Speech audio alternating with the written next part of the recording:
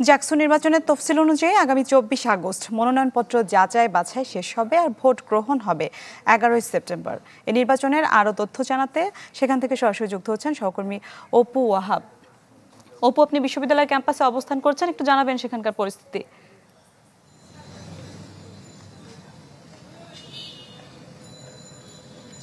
মিলা, নির্বাচনের কিন্তু খুব বেশি দেরি নেই। 11 সেপ্টেম্বর ভোট গ্রহণ অনুষ্ঠিত হবে। এখন মনোনয়নপত্র জমা দান শেষ হয়েছে। এর মাধ্যমে আসলে একটি ভোট যুদ্ধের চূড়ান্ত পর্বে প্রবেশ করেছে বিশ্ববিদ্যালয়ের যে জাকসুর নির্বাচন 33 বছর পর অনুষ্ঠিত হচ্ছে, এর চূড়ান্ত পর্বে প্রবেশ করেছে।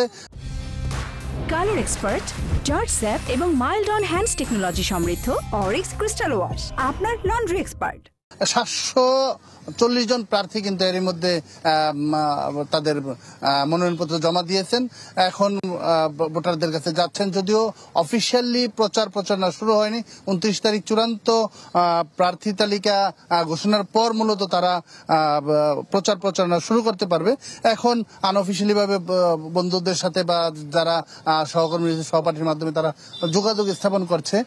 বিশ্ববিদ্যালয়ের পরিবেশের কথা যদি বলি, গত 20 তারিখ থেকে কিন্তু বিশ্ববিদ্যালয়ে মোটরসাইকেল চলাচল এবং সভা সমাবেশ, সামাজিক সাংস্কৃতিক অনুষ্ঠান সবকিছুই নিষিদ্ধ করা হয়েছে। কোনো প্রকার সাংস্কৃতিক অনুষ্ঠানও করতে পারবে না।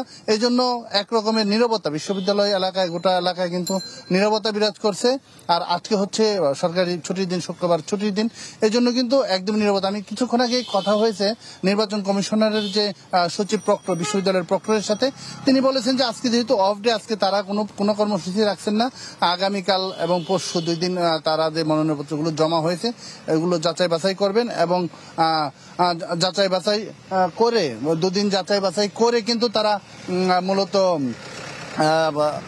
আপিল করার সুযোগ দিবেন। কারণ আপনি জানেন যে যদি ভুল থাকে বা কোনো সমস্যা থাকে বাতিল করা হয়, এগুলোকে আপিল করার সুযোগ দিবেন। আপিলের শুনানি শেষে তারা কিন্তু 26 তারিখ প্রাথমিক তালিকা টানিয়ে দিবেন এবং সেই অনুযায়ী কিন্তু প্রার্থিতা প্রত্যাহার করারও একদিন সুযোগ থাকবে। অর্থাৎ 29 তারিখ চূড়ান্ত প্রার্থী তালিকা ঘোষণার পর থেকে পুরোদমে শুরু হবে নির্বাচনের প্রচারণা। মিলা। অপু, ধন্যবাদ আপনাকে। দর্শক, জাকসু নির্বাচনের খবর জানাতে জাহাঙ্গীরনগর বিশ্ববিদ্যালয় থেকে যুক্ত হয়েছিলেন সহকর্মী অপু ওয়াহাব।